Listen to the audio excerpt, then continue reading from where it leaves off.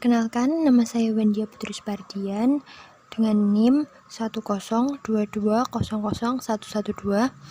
akan menjelaskan mengenai penulisan artikel, penulisan kata ulang, dan penulisan singkatan.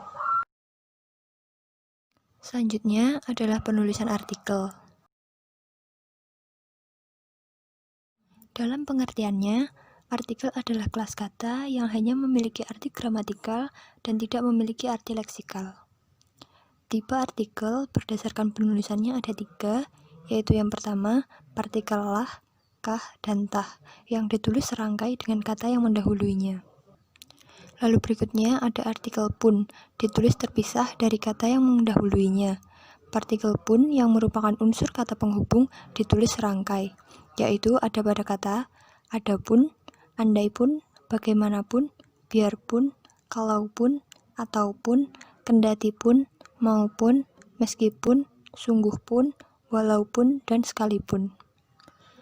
Penulisan artikel pun yang bergabung pada kata sekali dapat terpisah dan dapat pula serangkai bergantung dengan pesan yang disampaikan penulis. Jika penulis ingin menyampaikan maksud yang bermakna satu kali saja, penulisan sekalipun harus terpisah.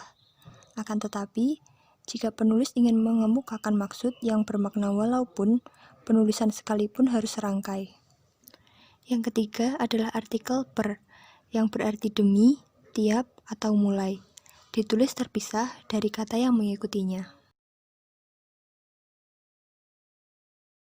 Contoh penggunaan partikel lah, kah, dan tah, yaitu bacalah buku itu baik-baik. Apakah yang tersirat dalam surat itu? Siapakah gerangan dia? Apatah gunanya bersedih hati?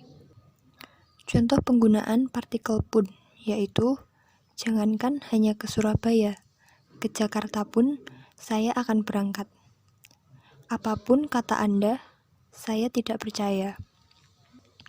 Sekalipun ia kaya, ia belum pernah naik haji. Sekalipun kami tidak akan berani mengerjakan perbuatan itu. Dan yang terakhir adalah contoh penggunaan partikel per. Mereka masuk ke dalam ruang rapat 1 per 1.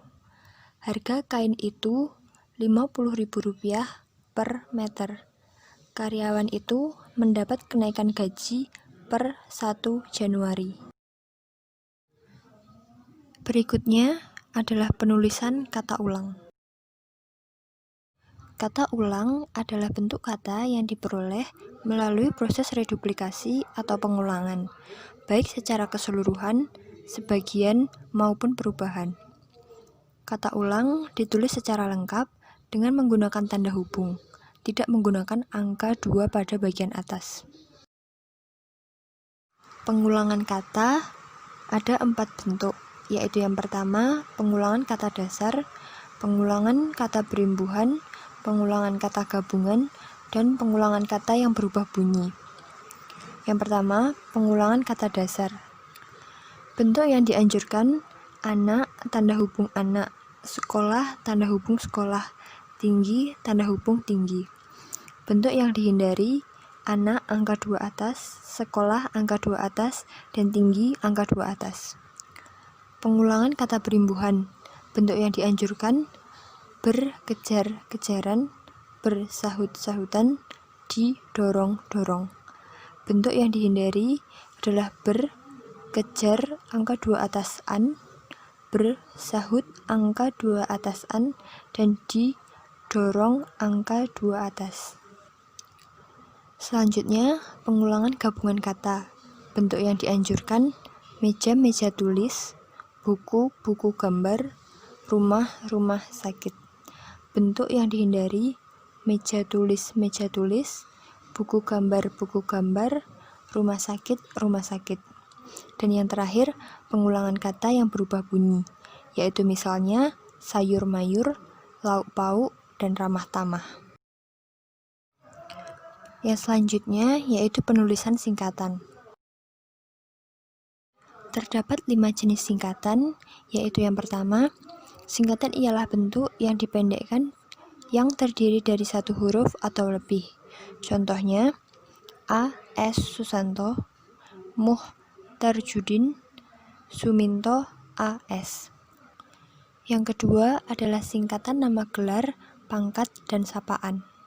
Contohnya DR yaitu doktor, MA yaitu Master of Art, SE sarjana ekonomi, Prof yaitu profesor, SKM yang berarti sarjana kesehatan masyarakat, IR yang berarti insinyur, dan SDR yang berarti saudara.